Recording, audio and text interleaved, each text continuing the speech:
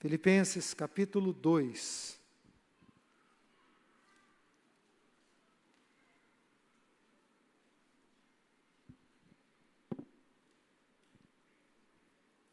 Nós vamos ler e meditar nos primeiros 11 versículos dessa passagem, desse capítulo, aliás. Os que encontraram, digam amém. Amém. Eu vou ler aqui na NVI, Nova Versão Internacional. Se por estarmos em Cristo, nós temos alguma motivação, alguma exortação de amor, alguma comunhão no Espírito, alguma profunda afeição e compaixão, completem a minha alegria, tendo o mesmo modo de pensar, o mesmo amor, um só Espírito e uma só atitude. Nada façam por ambição egoísta ou por vaidade, mas humildemente considerem os outros superiores a si mesmos. Cada um cuide não somente dos seus interesses, mas também dos interesses dos outros. Seja a atitude de vocês a mesma de Cristo Jesus, que, embora sendo Deus, não considerou que o ser igual a Deus era algo a que devia apegar-se, mas esvaziou-se a si mesmo, vindo a ser servo, tornando-se semelhante aos homens. E sendo encontrado em forma humana, humilhou-se a si mesmo, e foi obediente até a morte e morte de cruz. Por isso Deus o exaltou à mais alta posição e lhe deu o nome que está acima de todo nome, para que ao nome de Jesus se dobre todo o joelho, no céu, na terra e debaixo da terra, e toda língua confesse que Jesus Cristo é o Senhor, para a glória de Deus Pai. Amém? Vamos orar? Deus amado, louvado seja o teu nome. Aqui estamos nesta noite, neste meio do mês de dezembro, celebrando o Natal, celebrando o dia da vinda do Salvador ao mundo. E nos alegrando porque o Senhor nos amou dessa maneira tão incrível, enviando o seu único Filho para nos redimir dos nossos pecados, das nossas faltas e nos alcançar. Louvado seja o teu nome. Agora que estamos diante da tua palavra, que o teu Espírito, o autor das Escrituras, fale profundamente aos nossos corações, fale conosco de uma forma que somente o Senhor pode falar. Então, nós compreenderemos aquilo que o Senhor quer comunicar ao nosso coração. E teremos as condições necessárias para aplicarmos a tua palavra nas nossas próprias vidas. Essa é a nossa súplica em nome de Jesus.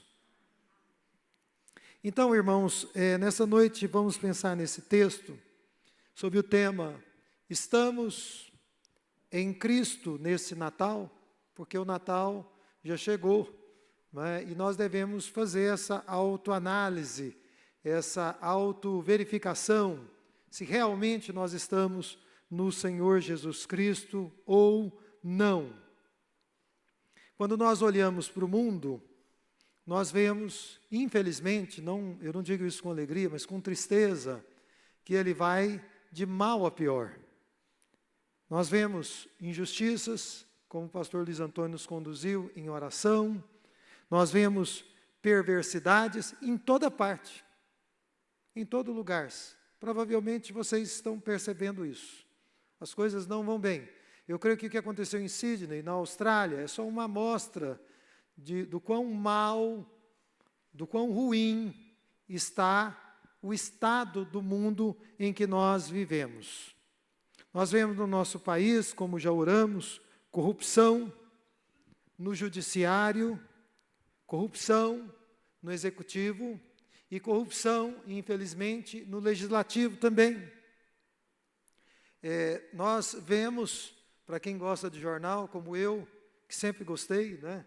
Na minha infância eu tinha um prazer de sentar e assistir o jornal, e ouvir e ver as notícias. A gente vê o jornalismo profissional absolutamente tendencioso. absolutamente parcial quando traz e comenta as notícias. Nós vemos, como vimos no dia de ontem, na Austrália, o islamismo dominando a Europa, e assistimos uma crescente perseguição, não apenas aos judeus, mas também aos cristãos. No Reino Unido e no Canadá, pastores têm sido presos por pregarem o evangelho contra a ideologia de gênero. Nós estamos falando aqui de países que foram o berço do cristianismo protestante e que abençoaram a nossa nação e abençoaram os 4 cantos do mundo, mas deram as costas para Deus, infelizmente. O mundo das artes está, na minha opinião, mais sujo do que nunca, dominado por ideologias e por toda sorte de imoralidades que se opõem drasticamente ao cristianismo. Eu digo isso também com tristeza, porque eu acho que os cristãos precisariam estar no mundo das artes, exercendo uma influência poderosa, mas o que acontece é que quando crentes em Cristo Jesus vão para o mundo político, vão para o mundo das artes, eles acabam cedendo e se corrompendo, e comprometendo-se na sua fé, e no seu testemunho cristão, e agindo como as outras pessoas agem, para nossa tristeza. Nesses dias, irmãos, eu tenho achado muito difícil assistir um filme que eu chamo de, entre aspas, digno. É muito difícil. Eu já comentei aqui na igreja, você começa a ver um filme no streaming, você tem que pausar, tem que interromper, e tem que colocar lá um dislike, que você não gostou. É o único acesso, o único recurso que a gente tem. Nessa semana eu assisti a uma entrevista de um antigo ator de Hollywood, chamado Sidney Poitier. E ele decidiu, na sua carreira artística, ele um ganhador do Oscar, ganhou o Oscar no ano de 1964, ele decidiu que jamais interpretaria um papel imoral na sua vida profissional, como ator. E ele tornou-se um exemplo de dignidade e, na minha opinião, de resistência dentro de um mundo artístico que segue, como o mundo todo, apodrecendo e indo de mal a pior. Agora, irmãos, se o mundo, como diz a Escritura, e isso explica porque as coisas estão assim, jaz no maligno, porque é isso que a Bíblia nos diz, nesse Natal, nós, crentes em Jesus, cristãos, devemos voltar os nossos olhos para Belém. Amém? Apesar do mundo estar no maligno, sob a influência do maligno, eu apenas mencionei alguns aspectos, os nossos olhos devem se voltar para Belém. Mas olhar para lá, olhar para aquela pequena e humilde cidade de Belém, esse movimento deve ser feito levando em consideração não apenas o nascimento de Jesus, mas a sua vida e obra. Nunca olhe apenas para um texto isolado do seu contexto. Olhe para aquele texto nas Escrituras e preste atenção no seu contexto também. Olhe para o nascimento de Jesus, mas preste atenção também na sua vida, obra, paixão, morte e ressurreição. Precisamos prestar atenção no todo. E dessa forma, nós vamos conseguir, pela graça de Deus, compreender a mensagem do Natal. O sentido das festas natalinas. Queridos irmãos, Natal é a esperança futura que motiva o nosso presente, baseado no que Jesus fez por nós no passado. É nós termos a certeza de quem nós realmente somos como crentes em Cristo Jesus. Se vocês pudessem ler, e eu recomendo que vocês leiam em casa, quando tiverem tempo, o primeiro capítulo da carta de Paulo aos Filipenses, vocês vão notar que ele estava orientando aqueles irmãos, e consequentemente a todo o povo de Deus, a serem um contraste em relação aos não cristãos, a viverem uma vida de contraste, a lutarem pela causa do Evangelho, a viverem uma vida de fé, não apenas a terem fé, não apenas a terem uma confissão de fé. Nós temos uma confissão de fé, e a maioria das igrejas evangélicas também tem, mas essa confissão de fé precisa ser vivida. Essa confissão de fé precisa ser praticada, porque do contrário nós seremos apenas mais um grupo de cristãos religiosos, que vêm à igreja religiosamente, mas que não vivem o Evangelho, que não praticam o Evangelho. O contraste para o qual o apóstolo Paulo estava orientando os filipenses e a todo o povo de Deus, ele vem, eu penso, pela definição da nossa identidade cristã. E é isso que nós aprendemos em Romanos 12, não é verdade? É isso que nós aprendemos no capítulo 12 da carta de Paulo aos Romanos. Os crentes em Cristo Jesus, segundo o apóstolo Paulo, possuem uma identidade, diz o texto em Romanos 12, que não se amolda e que não se conforma com o sistema vigente no mundo. Nós não podemos viver a nossa vida cristã conforme o mundo, conforme o sistema que está aí proposto, instalado. Infelizmente, eu digo isso com tristeza, muitos crentes, ou pessoas que se dizem crentes, se dizem evangélicos, estão vivendo exatamente como as pessoas do mundo. Isso é muito triste. Isso é uma vergonha para nós como igreja, porque este não é o nosso chamado. Agora, diz Paulo aqui, no texto que nós estamos examinando nesta noite, que essa identidade, a nossa identidade, ela é marcada por uma motivação certa. Nós precisamos estar corretamente motivados em tudo que nós fazemos e na vida que nós vivemos. Essa identidade também é marcada pela alegria em favor da unidade do povo de Deus. Como crentes em Jesus, nós precisamos laborar pela unidade da igreja. Ela é marcada por um movimento de auto-humilhação que nós devemos praticar, porque é isso que nós vimos e vemos na pessoa de Jesus. E também a nossa identidade deve ser marcada pela certeza de que um dia Deus haverá de exaltar o seu povo. Um dia Deus haverá de colocar o seu povo num lugar elevado, junto a Ele, debaixo dos cuidados dEle. Diz a Bíblia no Apocalipse que naquele dia não haverá mais necessidade do sol, nem de lamparinas, nem de lâmpadas incandescentes, porque o próprio Deus será a luz que alumiará e brilhará sobre as nossas vidas perpetuamente. Então, vamos mergulhar nesse texto. Mantenha sua Bíblia aberta e veja no primeiro versículo e também no versículo 3. Porque nesse texto nós aprendemos que nesse Natal devemos prestar muito atenção nas nossas motivações. Eu penso que a maior motivação de um cristão deve ser Cristo. Cristo Jesus, a pessoa de Jesus, Jesus de Nazaré, deve ser a nossa maior motivação. O texto nos diz, se por estarmos em Cristo, nós temos alguma motivação, alguma exortação de amor, alguma comunhão no Espírito, alguma profunda afeição e compaixão. Queridos irmãos, a grande motivação que nós temos para viver nessa terra e nessa vida, aquilo que Deus planejou para nós, vem da pessoa de Jesus e deriva do fato de nós estarmos nele. Viver como cristãos, viver fazendo um contraste em relação aos não cristãos, depende muito de estarmos ou não em Cristo.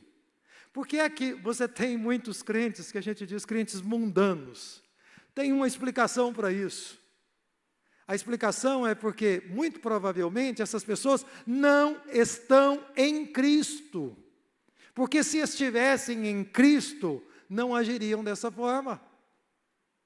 não viveriam dessa maneira, teriam uma outra atitude.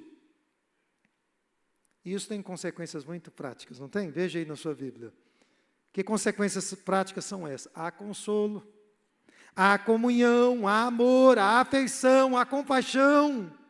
Tudo isso faz parte da vida do crente quando ele está em Cristo. E tudo isso não é encontrado na vida do cristão quando ele não está em Cristo. Essas coisas são escassas na vida de uma pessoa, ainda que seja membro de uma igreja como a nossa, mas se essa pessoa não está em Cristo, você não vai ver consolo, uma atitude de consolação, ou uma vida de quem foi consolado de fato e de verdade. Porque eu digo, antes de desejarmos consolar quem quer que seja, nós precisamos experimentar consolação. Não é possível que você queira ajudar alguém, às vezes as pessoas me procuram, né? Pastor, eu quero ajudar, eu quero servir, mas eu noto que Deus ainda precisa fazer algo na vida dessa pessoa primeiro. É preciso descer raízes em Cristo Jesus, para depois você frutificar e alguém vir e pegar esse fruto e comer do fruto que você produz no seu dia a dia. Eu penso que essas expressões que devem estar contidas numa vida em Cristo Jesus, elas significam, é como se o apóstolo Paulo estivesse dizendo, se vocês estão em Cristo, todas essas coisas precisam fazer parte da vida de vocês inevitavelmente. E, como a gente bate na tecla, se vocês estão em Cristo, vocês precisam ser pessoas diferentes. Vocês não podem ser iguais. Então, a pergunta que eu faço a vocês nessa noite, em que também nós estamos celebrando o Natal, é muito simples. Você está em Cristo?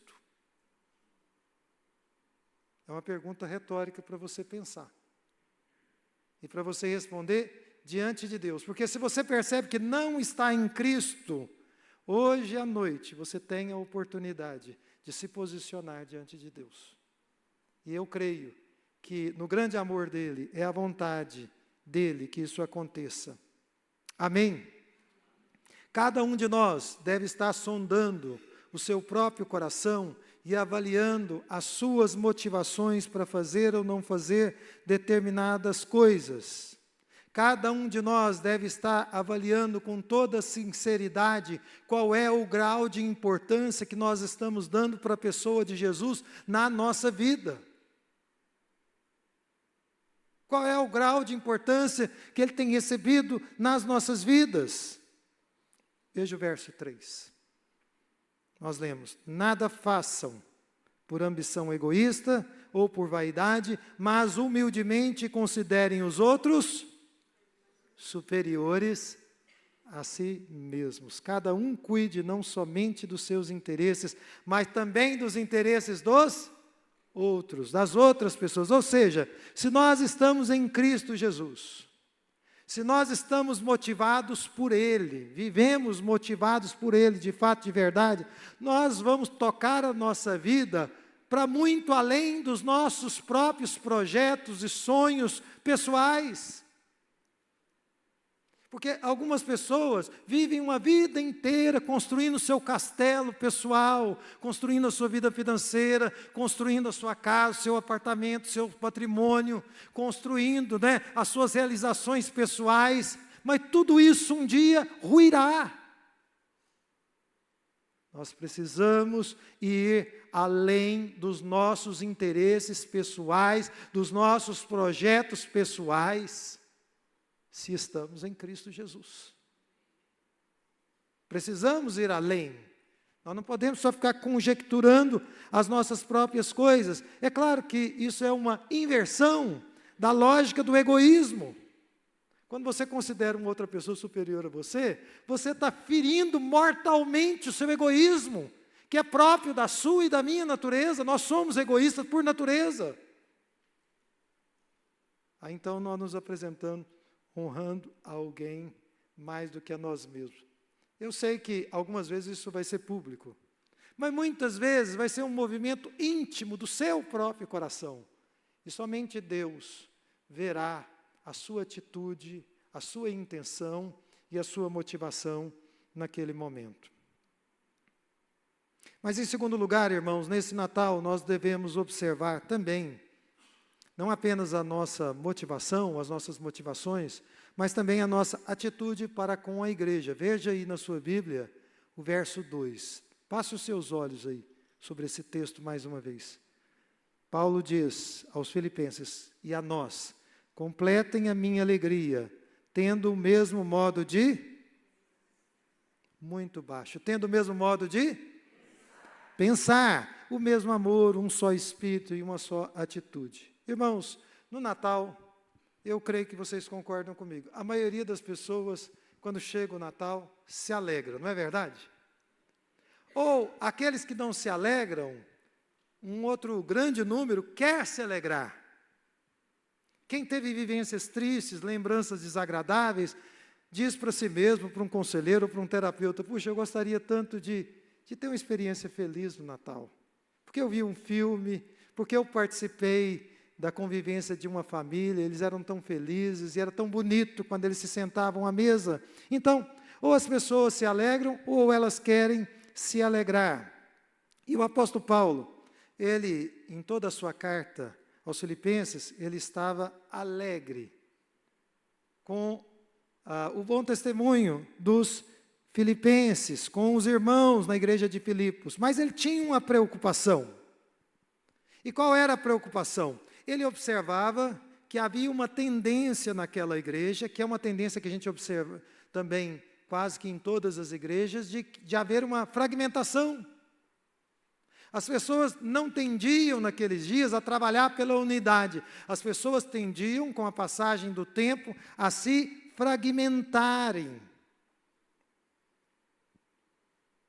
Eu noto, como pastor e também como terapeuta, que a maioria das pessoas não está disposta a resolver de verdade os problemas relacionais. A maioria das pessoas, pelo menos do nosso tempo, mas isso é constatado em outras eras, como no primeiro século, elas preferem, diante de um problema relacional, a separação, chutar o balde, romper com o relacionamento, dividir. E isso às vezes acontece dentro da igreja também. E nós precisamos ter o cuidado de que isso não aconteça conosco, porque isso não é a vontade de Deus.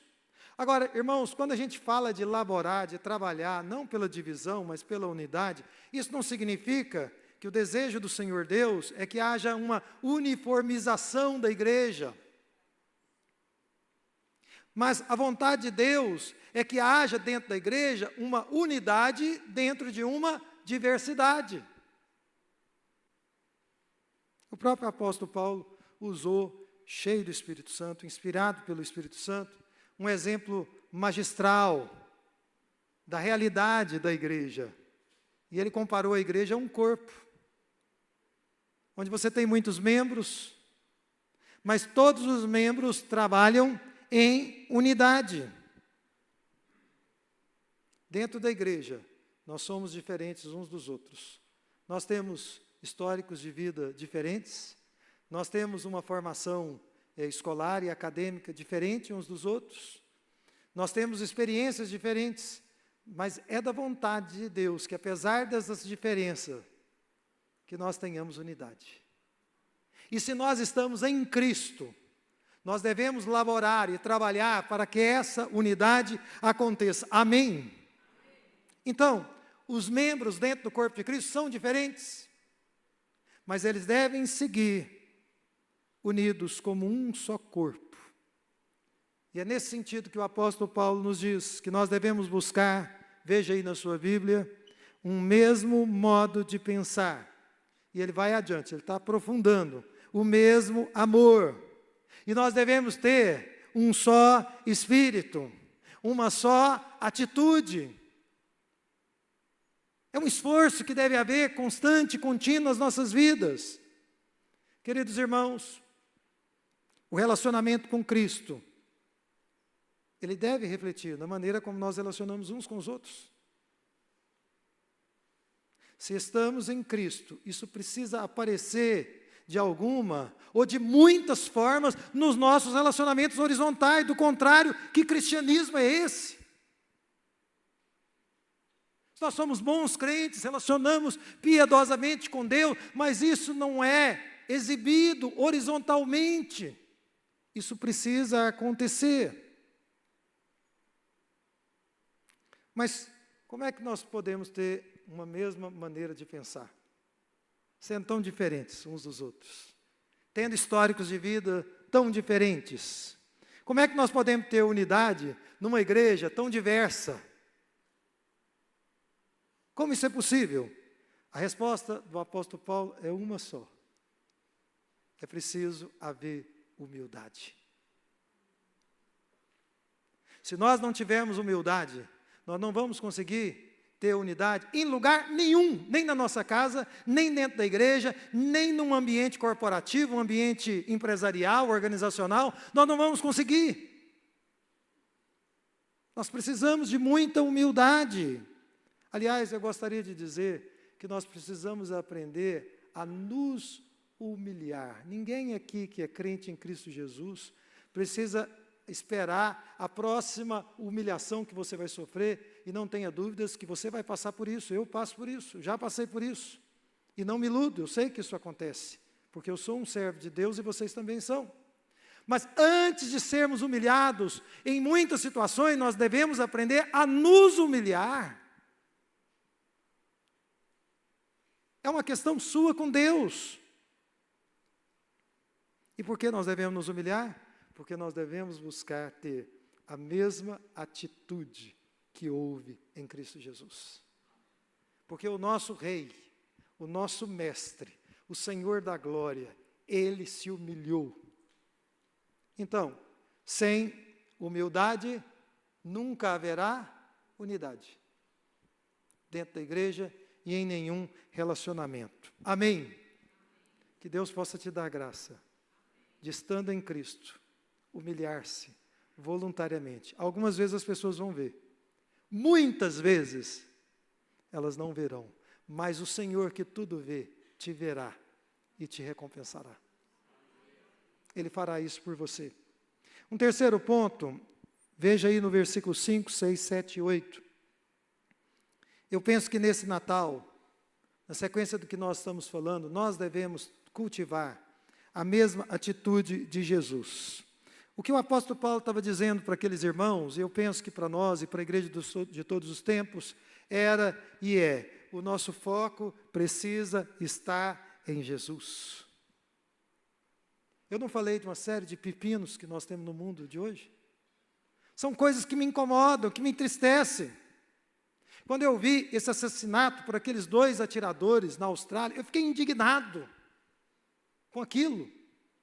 Eu fui tomado uma indignação muito grande. Quando eu vi um pastor sendo preso no Reino Unido por estar pregando contra a ideologia de gênero, eu fiquei indignado com aquilo. E eu creio que todo cristão ficará indignado com uma coisa dessas. Todavia, o nosso foco precisa estar em Jesus. Na pessoa de Jesus, não é? Nós não podemos ter o nosso foco em nós mesmos, nem muito de maneira exagerada, nas nossas próprias emoções. Eu estou indignado demais. Contenha a sua indignação e eu vou conter a minha também. Vamos nos conter. Vamos olhar para o Rei da Glória, para o Rei dos Reis, para aquele que triunfou e um dia vai consumar a sua obra. Ele vai voltar uma segunda vez e ele vai consumar a sua obra. Então, os filipenses deveriam se lembrar de Jesus, do seu ensino e também da sua vida e sofrimento. E esse deve ser o nosso foco nesse Natal. Quando você estiver celebrando o Natal com a sua família, provavelmente com uma ceia, com muita coisa gostosa, lembre-se de Jesus. Por favor, lembre-se de Jesus. Coloque o seu foco nele, naquele momento. Traga uma palavra para os seus familiares. Faça com que os olhos deles se voltem para Jesus de Nazaré, aquele homem simples, aquele homem que viveu aqui, enquanto exerceu o seu ministério, com as roupas, os cabelos empoeirados. Se você chega perto de uma pessoa hoje, o cabelo está cheiroso, porque lavou com shampoo, porque se cuida. Jesus não, ele viveu nessa terra com muita humildade. E nós devemos olhar para a atitude de Jesus. Qual foi a atitude de Jesus? A atitude de Jesus, diz Paulo aqui, foi uma atitude de auto-humilhar-se. A atitude de Jesus foi uma atitude de auto-esvaziar-se. Jesus fez esses dois movimentos. Jesus não arrogou enquanto homem foi, ele foi o Deus homem, o fato de ser igual a Deus. Antes, a postura de Jesus Cristo foi uma postura de profunda humildade. Jesus não usou o status dele para impressionar. Às vezes eu observo grandes homens de Deus, no mundo da teologia especialmente, e eu observo a postura deles. Os grandes mesmo não trazem nenhum título para a mesa. Nada. Eles não falam nada de si mesmos, mas eles estão sempre trazendo glória ao nome daquele a quem eles servem. E essa foi a atitude do nosso mestre. E essa atitude é aquela que nós devemos imitar e pedir a Deus graça, porque em nós mesmos nós não temos força para isso, nós somos muito vaidosos mesmo. Nós somos muito orgulhosos, então nós precisamos de graça para isso. Precisamos pedir a Deus todos os dias: Senhor, inclina o meu coração para Ti. Porque se Deus não nos ajudar, nós continuaremos nas nossas vaidades e continuaremos mostrando os nossos títulos, o nosso cabedal, o nosso potencial para quem quer que seja. Mas Jesus se humilhou e Ele se esvaziou. Você está pronto para se humilhar? Você está pronto para se esvaziar? É uma pergunta que você precisa responder a Deus, e eu também, porque isso não cessa, é contínuo nas nossas vidas. Jesus preferiu assumir, diz o texto bíblico, a forma de servo. E Paulo aprendeu isso, não aprendeu? Se vocês leem a carta de Paulo aos Filipenses, ele começa se identificando como o servo de Jesus Cristo. Ele aprendeu essa lição, aprendeu com ninguém menos do que com o próprio Senhor. Irmãos, se nós pensarmos como Jesus, nós agiremos como Ele e como o seu apóstolo agiu. Nós seremos servos. Nós vamos ser servos dentro de casa, nós vamos ser servos no trabalho, nós vamos ser servos nos ambientes públicos, nós vamos ser servos dentro da igreja. No nosso meio evangélico tem esse costume, né? Algumas igrejas falam assim: não, eu sou servo, né? Eu vou servir. É quase que um jargão no meio evangélico. Eu quero que eu e vocês sejamos servos, começando dentro de casa. E você não precisa se identificar como servo, apenas seja servo. Apenas viva o serviço a Deus e para a glória do nome dEle. Vocês concordam comigo que para nós é muito difícil assumir a forma de servos, não é? Qual é a forma que nós gostamos de assumir? Senhores. Vem aqui, você faça isso, você faça aquilo, você aquilo outro, né? Gostei disso. Não, isso não está bom. Não, eu quero diferente. Vai ali, faz isso, né? Eu tenho espírito de liderança. Tudo bem, eu reconheço que alguns irmãos têm uma liderança dada por Deus excepcional, isso é maravilhoso e eu penso que foi dado por Deus. Todavia, o nosso modelo é do líder servo. O líder que está em Cristo é um líder que tem a autoridade para liderar, porque ele ou ela servem. Amém? Eu creio que Deus está nos chamando para assumirmos essa posição.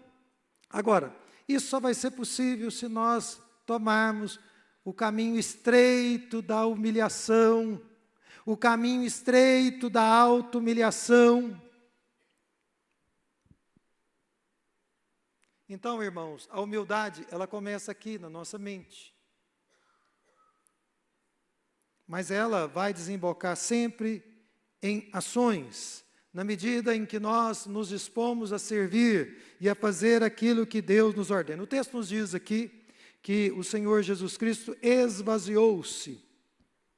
Eu penso que muitos problemas que acontecem na igreja, eles acontecem porque ainda há muitos egos inflados. O meu ego inflado e o seu também precisa ser esvaziado. Ele precisa murchar. Nesse sentido, nós precisamos murchar. O nosso ego precisa ser desinflado.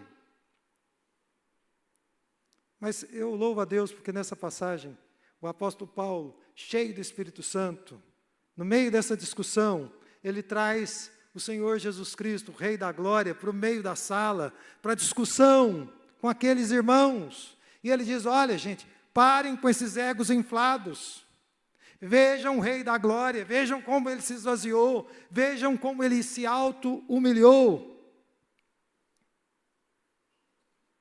E diante do exemplo de Jesus, como é que aqueles irmãos queridos da igreja de Filipos, e como é que nós hoje aqui na igreja, Romanos 12, podemos permanecer orgulhosos e arrogantes, hein, irmãos? Se Jesus, que é o nosso mestre, se auto-humilhou, se auto-esvaziou, por que é que nós vamos permanecer nessa posição arrogante e soberba? Você não tem motivos para agir assim, para continuar a viver dessa forma.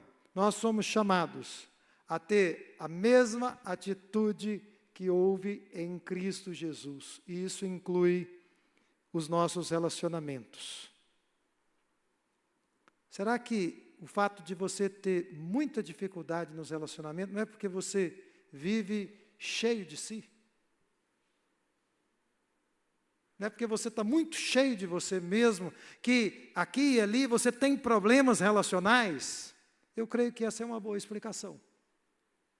E a resposta bíblica para todos nós é: vamos nos esvaziar. E fazer isso de maneira consciente, de maneira intencional. Amém? Agora, eu gostaria de expor também a vocês um último ponto, a partir do versículo 9, e também no 10 e no 11, porque no Natal nós devemos compreender que a humilhação precede a exaltação. Nós precisamos ter clareza disso. Nós estamos em Cristo Jesus, como a gente tem meditado, nós seremos humildes na nossa mente. E isso vai se transformar em ações, porque nós vamos nos tornar servos como Jesus foi.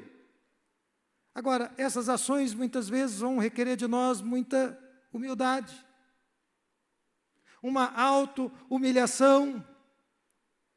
Mas a Bíblia nos diz que essa auto-humilhação, ou essas humilhações, vão culminar na exaltação um dia. E é com essa promessa que nós seguimos na nossa vida cristã.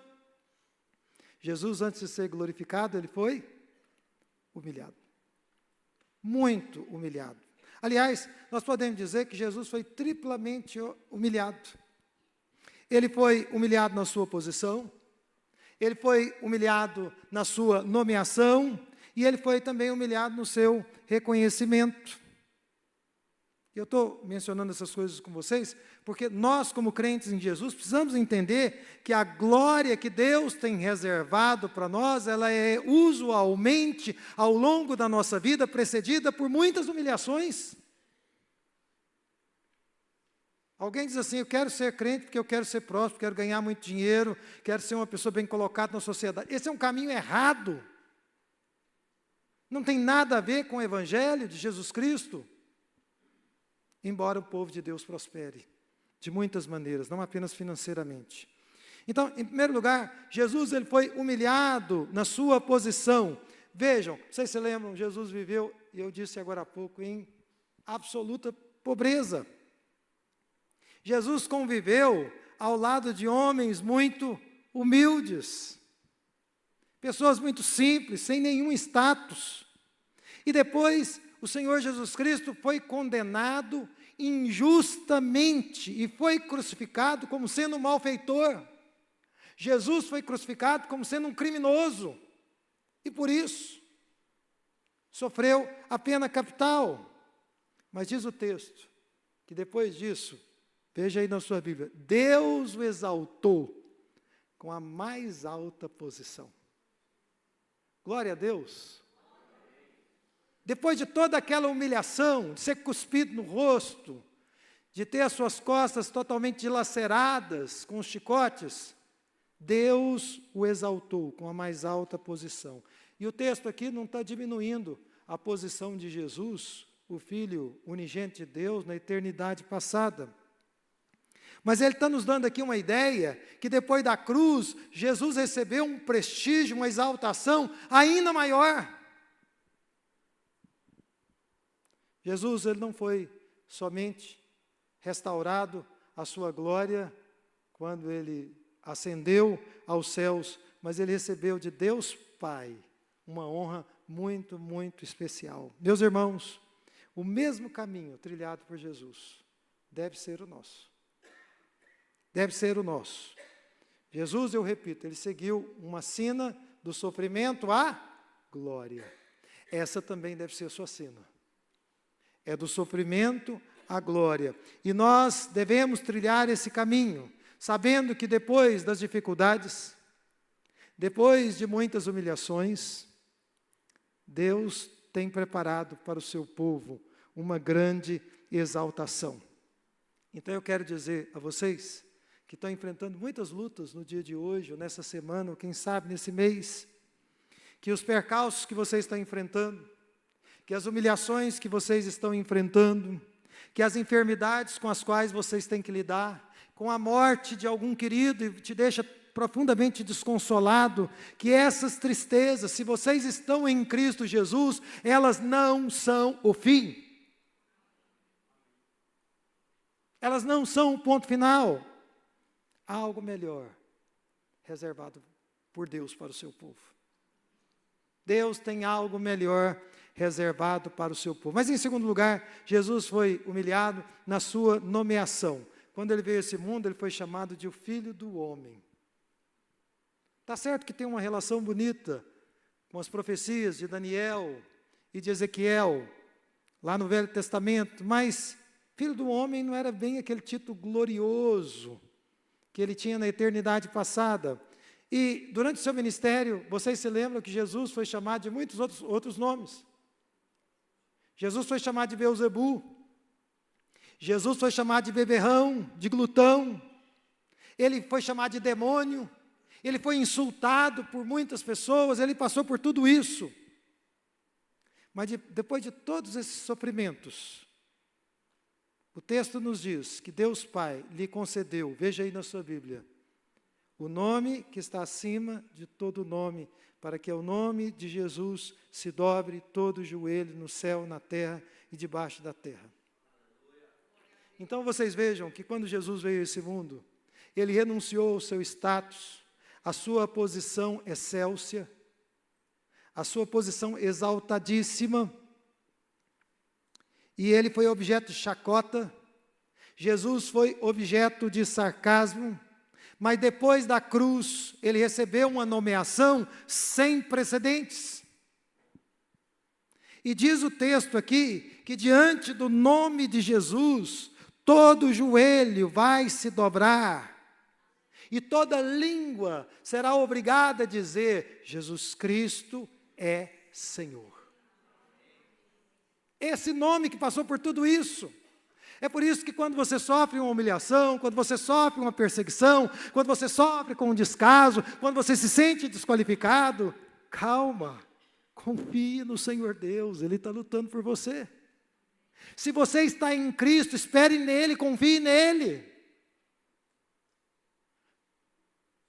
Não saia para o ringue não, para boxear, para lutar as pessoas. Eu confesso que eu senti vontade de fazer alguma coisa do tipo quando eu vi o massacre lá em Sydney. Eu pensei comigo, se eu fosse um oficial e eu tivesse ali armado, eu provavelmente eliminaria esses criminosos. Eu faria isso porque, eu repito, eu fui tomado de indignação. Mas quando nós formos ultrajados e passarmos por dificuldades, lembrem-se que Deus tem algo melhor para o seu povo, assim como Ele tinha para o seu filho. Se acontecer do seu nome ser elameado por calúnias, por ataques, por causa da sua fé, se acontecer de você sofrer injustiças por falar a verdade, por denunciar a mentira, por denunciar injustiças, se você for ridicularizado por priorizar os valores que Deus elegeu e estabeleceu na sua palavra, fique tranquilo. É o Senhor quem luta por você. É Ele quem luta pela sua vida. E é Ele quem vai pelejar por você. Na hora derradeira, na hora última. Mas em último lugar, em terceiro lugar, irmãos, Jesus foi humilhado no seu reconhecimento. Hoje a gente poderia dizer assim, Jesus foi humilhado no seu não reconhecimento, porque Ele não foi reconhecido. Ele veio para os seus, mas os seus não receberam. Ele passou por tudo isso. Como nós vimos aqui, Jesus teve que ouvir muitas palavras injuriosas contra o seu nome santo. Mas eu quero repetir aqui, diz a Bíblia, nesse texto que nós estamos meditando, que um dia toda língua vai confessar que Jesus é o Senhor. Agora, imagine o que Deus vai fazer por você e pelo seu povo santo. Naquele dia que Ele já tem reservado e que Ele decidiu exaltar o seu povo, Ele vai fazer um reconhecimento público diante de todas as pessoas. E é esse reconhecimento público pelo qual nós devemos aguardar. Então, eu queria, me encaminhando aqui para a conclusão, fazer uma recomendação a vocês. Por favor, irmãos, não vamos viver a nossa vida pleiteando o reconhecimento humano de quem quer que seja. Porque a Bíblia nos diz em Romanos que se nós, de fato, participamos dos sofrimentos de Cristo Jesus, nós também participaremos da sua glória. Não fique esperando um reconhecimento humano, faça aquilo que Deus te mandou e ponto. Se Deus quiser, Ele vai te reconhecer. Pode te reconhecer nessa vida, mas certamente o reconhecerá na eternidade. Ele vai fazer esse reconhecimento. Então, se você não está sendo reconhecido por quem quer que seja, eu enfatizo, isso não é o fim.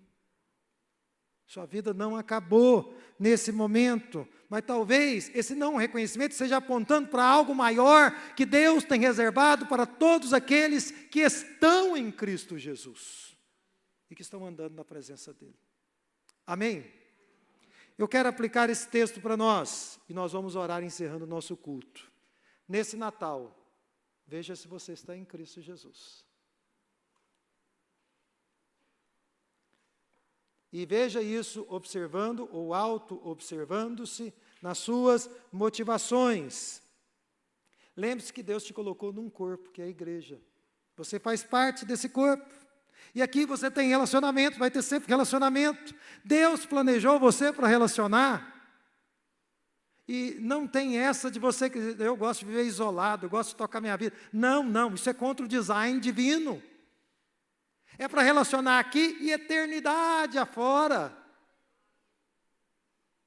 É da vontade de Deus que nós vivamos em relacionamento. Portanto, vamos cultivar a humildade imitando o Senhor Jesus Cristo. Onde começa a humildade?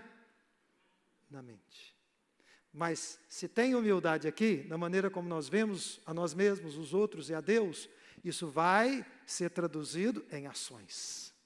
E nós vamos trabalhar pela unidade do corpo de Cristo. E nós vamos trabalhar cuidando não apenas dos nossos interesses, mas dos interesses dos outros também. Nós vamos fazer tudo isso. Amém? Humildade começa na mente. E a soberba também. Então, cuide daquilo que você está alimentando na sua mente. Em segundo lugar, observe as suas ações. Se você está reconciliado com Deus por meio de Cristo Jesus, você estará reconciliado com outras pessoas. Se há reconciliação vertical, necessariamente deve haver horizontal também. Se não há reconciliação horizontal, tem alguma coisa errada no relacionamento com Deus. Como é que isso é possível? Humilhando-se, esvaziando-se. É assim que os relacionamentos vão crescer e vão avançar. E a glória de Deus vai se manifestar no nosso meio. E as pessoas vão conviver conosco e vão falar, eu vejo a glória de Cristo nele. Eu vejo a glória de Cristo nela. Por quê? Porque ele ou ela se humilhou, se esvaziou e Cristo entrou em ação. e manifestou o poder dele. E por último, irmãos, olhe para Jesus nesse Natal. Olhe para ele o tempo todo. Veja entre meio às luzes de Natal e lembre-se da pessoa de Jesus. Pode ser que além da alegria, das festanças e das nossas comilanças, não é? Haja espaço para quebrantamento, lágrimas nos olhos em gratidão a Deus. Vamos nos colocar em pé nesse momento? E eu quero convidar vocês todos a curvarem as cabeças e a fecharem os seus olhos.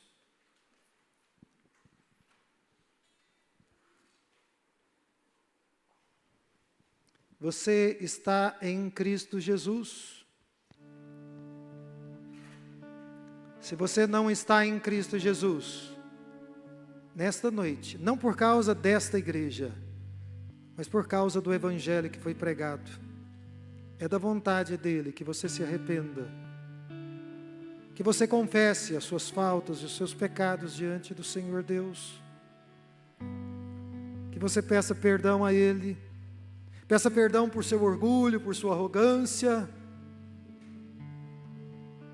peça perdão pelas vezes em que você apareceu mais do que Jesus.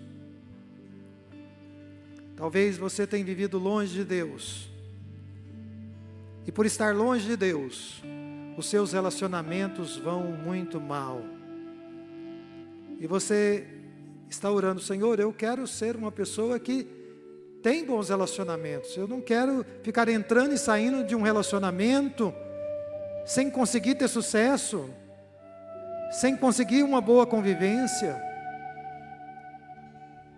É preciso receber a Jesus na sua vida. É preciso receber a este que se humilhou, que se esvaziou. E é preciso aprender com ele e fazer a mesma coisa, a mesmíssima coisa que ele fez. Deus é poderoso para te dar graça, hoje, e quantas vezes for necessário, para dar esse passo rumo à cruz e lembrar-se que depois de humilhações, que depois de angústias e sofrimentos, haverá, como houve para Jesus, exaltação.